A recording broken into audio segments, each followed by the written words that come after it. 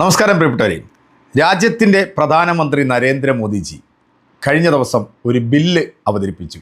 ആദ്യമായിട്ടാണ് ഒരു ബില്ല് പരാജയപ്പെട്ടു പോകുന്നത്. സത്യത്തിൽ ഇതൊക്കെ കാണുമ്പോൾ നമുക്ക് ചിരി വരുന്നില്ലേ? അതായത് ഈ രാജ്യത്ത് നടപ്പാക്കാൻ പറ്റാത്ത ഒരുപാട് ബില്ലുകൾ ഈ പ്രതിപക്ഷ പാർട്ടികളെല്ലാം എതിർത്തിട്ടും അത് പാസ്സാക്കി എടുത്തിട്ടുള്ള മഹാവീര ഗുണ്ടല പ്രഭുവാണ് നമ്മുടെ പ്രധാനമന്ത്രി. അപ്പോൾ ഈ ഒരു ബില്ല് കൊണ്ടുവന്ന് ഇവിടുത്തെ നാരീശക്തി, സ്ത്രീകൾക്ക് കൂടുതൽ പ്രാധാന്യം കൊടുക്കുന്നു എന്നൊക്കെ പറഞ്ഞ് സ്ത്രീകൾക്ക് വേണ്ടിയാണ് നമ്മുടെ നരേന്ദ്രമോദിജി ജീവിക്കുന്നതെന്നൊക്കെ ഉറഞ്ഞു തുള്ളുന്ന സംഘി പൊട്ടന്മാരെ നീയൊക്കെ ഞങ്ങളെ പൊട്ടന്മാരാക്കാൻ ശ്രമിക്കരുത്. നമ്മുടെ ഇന്ത്യയിലെ സ്ത്രീ സമൂഹത്തോട് നമ്മുടെ പ്രധാനമന്ത്രിയുടെ ഒരു മാപ്പ്, മാസ് വേറെ ലെവല്, ഒന്നും പറയാനില്ല കേട്ടോ. സത്യം പറയാമല്ലോ, പൊട്ടന്മാരെ പോലത്തെ പൊട്ടന്മാർ ഈ ലോകത്ത് വേറെ ഇല്ല എന്ന് തന്നെ വേണം പറയാൻ. പ്രതിപക്ഷ നേതാവായിട്ടുള്ള രാഹുൽ ഗാന്ധിയെ പപ്പുമോനെന്നും പൊട്ടനെന്നും ഒക്കെ പല ആളുകളും വിളിക്കുമ്പോഴും ആ മനുഷ്യനുണ്ടല്ലോ, ആ മനുഷ്യൻ വേറെ ലെവലാണ് കേട്ടോ. രാജ്യം രക്ഷപ്പെടണമെന്നുണ്ടെങ്കിൽ രാഹുൽ ഗാന്ധിയെ പോലെ തലയ്ക്കകത്ത് വെളിവും ബോധവുമുള്ള, രാജ്യത്തെ ജനങ്ങളോട് പ്രതിബദ്ധതയുള്ള ഒരു യുവ നേതാവ് നമ്മുടെ രാജ്യത്തിൻ്റെ പ്രധാനമന്ത്രിയായിട്ട് വരണം. വന്നു കഴിഞ്ഞാൽ നമ്മുടെ ഇതെല്ലാം മാറി. ഇപ്പം കുപ്പി ഭരിച്ചുകൊണ്ടിരിക്കുന്ന സന്യാസി വര്യനായിട്ടുള്ള മുഖ്യമന്ത്രിയുടെ നാടിൻ്റെ അവസ്ഥ നിങ്ങൾ വല്ലതും കാണുന്നുണ്ടോ? സോഷ്യൽ മീഡിയയിലും സമൂഹ മാധ്യമങ്ങളിലും ഓരോ ദിവസം വരുന്ന വീഡിയോകളും വാർത്തകളും കണ്ടു കഴിഞ്ഞാൽ നമ്മൾ ഞെട്ടിപ്പോവും. കാരണം ഈ യോഗി എന്ന് പറയുന്ന ഈ കുരു, ഇവൻ കോർപ്പറേറ്റ് കമ്പനികൾക്ക് വേണ്ടി മാത്രം നിലകൊള്ളുന്നവനാണെന്നുള്ളത് ഇപ്പോൾ ഏകദേശം അറിഞ്ഞു. ജയ് ശ്രീറാം വിളിച്ചുകൊണ്ട് ഇവിടുത്തെ ദളിതൻ്റെയും മുസൽമാൻ്റെയും ക്രൈസ്തവൻ്റെയും പള്ളികളും സ്കൂളുകളും അവരുടെ വീടുകളും ബുൾഡോസർ രാജിവെച്ച് ഇടിച്ചു നിരത്തിയപ്പോൾ അവരുടെ കൂടെ നിന്ന് ആക്രോശിച്ച അതേ വിഭാഗത്തിൽപ്പെട്ടിട്ടുള്ള യോഗിക്ക് വോട്ട് ചെയ്തിട്ടുള്ള ഇവരുടെ വീടും കഴിഞ്ഞ ദിവസം ഇടിച്ചു പൊളിക്കുന്ന ചില വീഡിയോകൾ സമൂഹ മാധ്യമങ്ങളിൽ വലിയ രീതിയിൽ തന്നെ ഇപ്പോൾ വൈറലാകുന്നുണ്ട്. ആ ഒരു വീഡിയോ ഒന്ന് കണ്ടതിന് ശേഷം നമ്മുടെ മലനാടൻ സാജൻ സഖറിയ, ഞാൻ ആദ്യമായിട്ടാണ് ഈ വേട്ടാവളീൻ്റെ പേര് ഇങ്ങനെ പറയുന്നത്. കാരണം ഈ പട്ടിയുടെ വാല് 12 കൊല്ലം കുഴലിട്ടാലും അത് വലിച്ചു ഊരുമ്പോഴത്തേക്ക് വളഞ്ഞിരിക്കും, അത് നിവരത്തില്ല എന്നുള്ള നമുക്കറിയാം അല്ലേ. ഇവനെ ശ്രദ്ധിക്കപ്പെടാതെ വരുമ്പോഴത്തേക്കും ഇവൻ ചില വാർത്തകളുമായിട്ട് വരും. അന്നേരം സംഖ്യകൾ അതിനകത്ത് വന്ന് കുറച്ച് കമൻ്റ് ഇടും, അത് പിടിച്ച് മറ്റുള്ളവർ കുറച്ച് വീഡിയോകൾ ചെയ്യും. ഇങ്ങനെ ഒരു മീഡിയ അറ്റൻഷൻ കിട്ടാൻ വേണ്ടി ചില സമയങ്ങളിൽ ഇവൻ സംഘപരിവാറിനെ ഒന്ന് തേക്കും. അങ്ങനെ നൈസായിട്ട് തേച്ചിട്ടുള്ള ഒരു വീഡിയോ സത്യം പറയാമല്ലോ, അത് കേൾക്കുമ്പോൾ നമുക്കും ഒരു സുഖമൊക്കെ തോന്നുന്നുണ്ട്. കാരണം രാജ്യത്തിൻ്റെ പ്രധാനമന്ത്രിയെ നിങ്ങൾ പൊട്ടന്മാരാക്കുകയാണോ സംഘികളെ എന്നൊരു കൃസംഖി ചോദിക്കുന്ന കേൾക്കുമ്പോൾ നമുക്ക് സന്തോഷം ഉണ്ടാവുമല്ലോ അല്ലേ. അപ്പോൾ ആ ഒരു വീഡിയോ കൂടെ നമുക്കൊന്ന് കാണാം. ആദ്യം യോഗിയുടെ ഊപ്പിയിൽ നടക്കുന്ന സംഭവം ഒന്ന് കണ്ടുപോയിക്കോളൂ.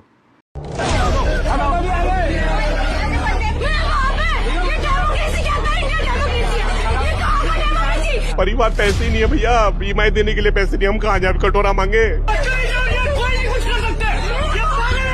हमारे यहीं पे व्यापार था, घर भी था, सब तोड़ दिया इन्होंने, हमसे सब छीन लिया। मेरे 3 बच्चे हैं, हम माँ बाप हैं, कहाँ जाएंगे? पहले सबको बोलता था सब योगी मोदी को वोट दे, लेकिन अब जब तक जीवित हूँ 10 लोगों को क्या जाऊंगा, इन्हें बीजेपी वालों को कभी वोट मत देना, तुम पक्के झूठे आदमी है।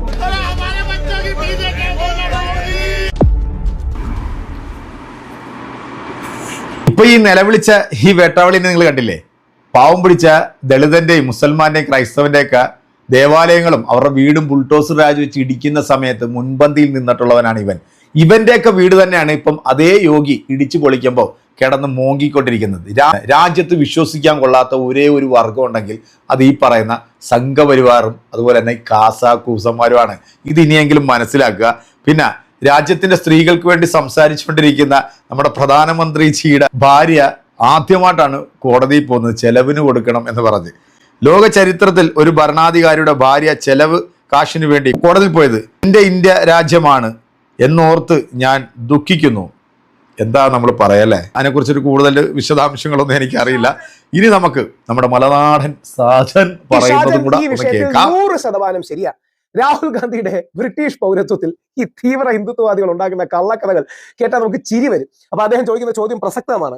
മോദിജിയെ മണ്ടനാക്കുകയാണോ നിങ്ങളെന്ന്? അതായത് ശ്രീ നരേന്ദ്രമോദിയും ശ്രീ അമിത്ഷായും ഭരിക്കുന്ന കഴിഞ്ഞ 10 വർഷത്തിലധികമായി മോദിജി ഭരിക്കുന്ന നാട്ടിൽ പ്രതിപക്ഷ നേതാവ് കൂടിയായ ഷാഡോ പ്രൈം മിനിസ്റ്ററായ രാഹുൽ ഗാന്ധി ബ്രിട്ടീഷ് പൗരനായിട്ട് ഇന്ത്യൻ പ്രധാനമന്ത്രി നടപടിയൊന്നും എടുത്തില്ലെന്ന് ചുമ്മാ നാട്ടുകാരെ പറ്റിക്കാനായി ചില ആൾക്കാർ ഇറങ്ങിയിട്ടുണ്ട്.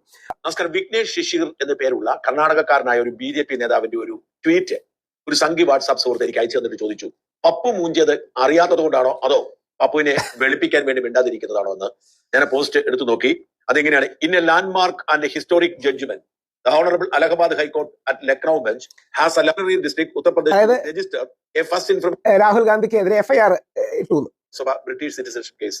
അതായത് ബ്രിട്ടീഷ് പൗരത്വ കേസിൽ രാഹുൽ ഗാന്ധിക്കെതിരെ എഫ്ഐആർ ഇട്ട് അന്വേഷിക്കാൻ കോട്ട്വാലി പോലീസ് സ്റ്റേഷനോട് അലഹബാദ് ഹൈക്കോടതിയുടെ ലക്നൌ ബെഞ്ച് വിധി പ്രഖ്യാപിച്ചു എന്നാണ്. രാഹുൽ ഗാന്ധി ബ്രിട്ടീഷ് പൗരനാണ് എന്നാണ് ഈ പരാതിക്കാരന്റെ അവകാശവാദം. ഈ പരാതിയുമായി ഇയാൾ ലക്നൌവിലെ ഒരു അഡീഷണൽ ചീഫ് ജുഡീഷ്യൽ മജിസ്ട്രേറ്റ് കോടതിയെ സമീപിച്ചിരുന്നു. കോടതി അതിന്റെ പേരിൽ രാഹുലിനെതിരെ എഫ്ഐആർ എടുക്കാൻ വിസമ്മതിച്ചു.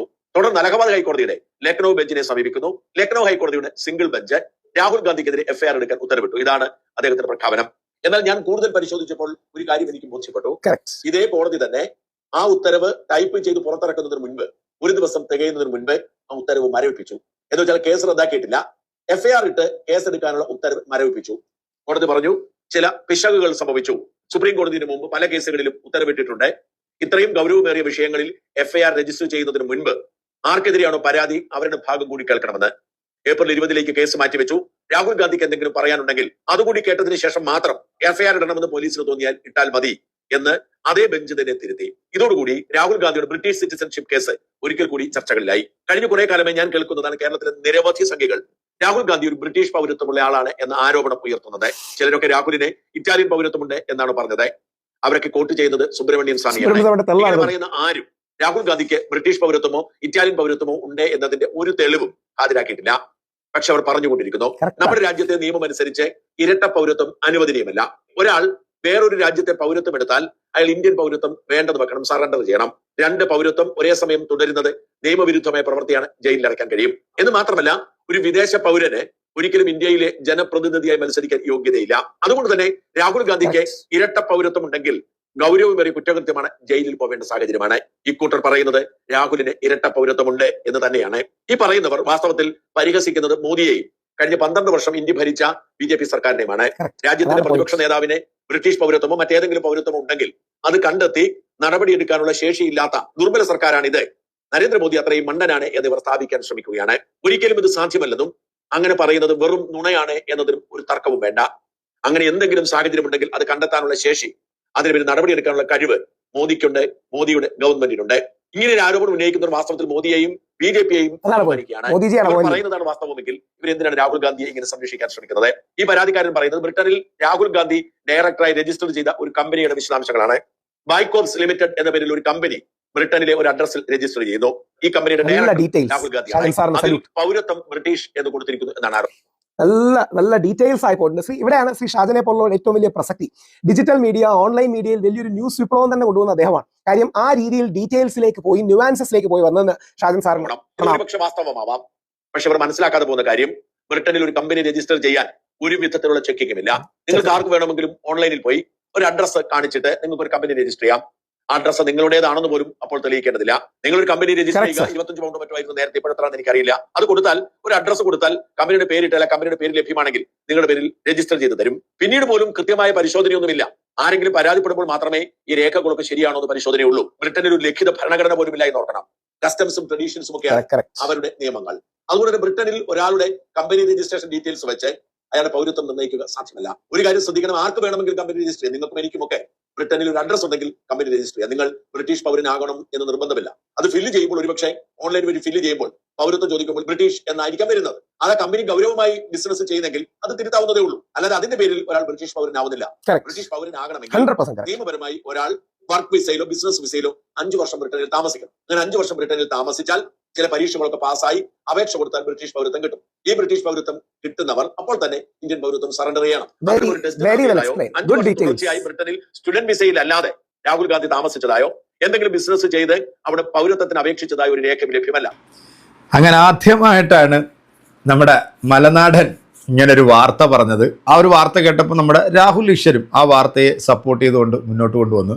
സത്യത്തിൽ ഈ സംഘികളെന്ന് പറയുന്നത് മരമണ്ടന്മാരും പൊട്ടന്മാരും ബുദ്ധിശൂന്യന്മാരും ആണെന്നുള്ളത് നമുക്കെല്ലാവർക്കും അറിയാം. അല്ലെങ്കിൽ ഇതുപോലൊരു ഈ സ്ത്രീകൾക്ക് വേണ്ടിയുള്ളൊരു ബില്ല് അവതരിപ്പിച്ചിട്ട് അത് പാസ്സാക്കാൻ പറ്റാതെ പോയി എന്ന് പറഞ്ഞ് ഇവിടുത്തെ ജനങ്ങളെ മൊത്തം വിഡ്ഢികളാക്കിയ വിഡ്ഢി കൂഷ്മാണ്ഡങ്ങളാണല്ലോ ഇവരെല്ലാവരും. എല്ലാവരും ഇത് പിടിക്കാറും പ്രതിപക്ഷം സ്ത്രീകൾക്കെതിരാണ് എന്ന് വരുത്താൻ വേണ്ടി മനഃപൂർവ്വം ബോധപൂർവം കാണിച്ചിട്ടുള്ള ഒരു പൊറോട്ട നാടകമായിട്ടാണ് അതിനെ കേരളത്തിലെ അല്ലെങ്കിൽ ഈ രാജ്യത്തെ വിവരവും വിവേകവും ബുദ്ധിയുമുള്ള ജനങ്ങൾ അതിനെ മനസ്സിലാക്കിയിട്ടുള്ളത്. അപ്പോൾ രാഹുൽ ഗാന്ധിയുടെ ഇരട്ട പൗരത്വത്തെക്കുറിച്ചൊക്കെ പറയുന്നുണ്ടല്ലോ അല്ലേ. എന്താണെങ്കിലും ഇനി രാഹുൽ ഗാന്ധിയാണ് നമ്മുടെ രാജ്യത്തിന്റെ രക്ഷകൻ എന്ന് ഈ പറയപ്പെടുന്ന എല്ലാവർക്കും മനസ്സിലായിട്ടുണ്ട്. കാരണം ഗാന്ധിയുടെയൊക്കെ അസ്തിത്വത്തെ ചോദ്യം ചെയ്യാൻ ഇവിടുത്തെ ഒരു സംഖ്യ വേട്ടാവളിയന്മാർക്കും യോഗ്യത എന്ന് പറഞ്ഞൊരു സാധനമില്ല. രാഹുൽ ഈശ്വറിനെ പോലെ എന്തായാലും ചൊറിഞ്ഞോണ്ടിരിക്കുന്നത് നിനക്കൊക്കെ ഇങ്ങനെ കരഞ്ഞു മെഴുകാന്നല്ലാതെ വേറൊരു പ്രയോജനവും ഇല്ല. എന്തായാലും എനിക്ക് ഒരു വീഡിയോ ഭയങ്കരമായിട്ട് ഇഷ്ടപ്പെട്ടു. നിങ്ങൾക്ക് ഇഷ്ടപ്പെട്ടിട്ടുണ്ടെങ്കിൽ നിങ്ങളുടെ കമൻറ്റുകൾ അറിയിക്കുക. അടുത്തൊരു വീഡിയോ കാണാൻ. അതിലേക്ക് എല്ലാവർക്കും